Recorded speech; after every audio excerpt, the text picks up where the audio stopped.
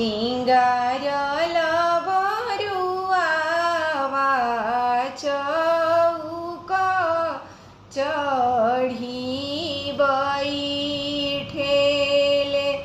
झहर झहर गिरे लोर।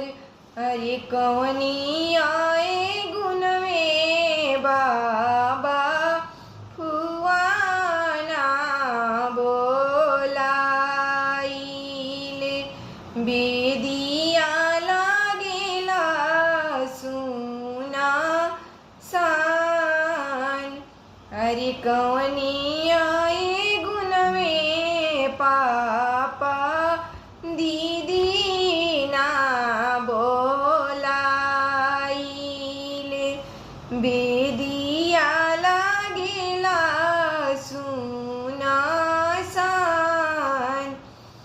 अरे जेठ बैसाखवा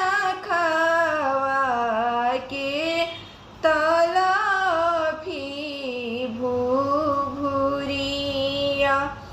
तहरे फुआयला पिसुकुआर। अरे यही आए गुण में बाबू फुआना बोलाइले बेदिया लागेला सुना सान। अरे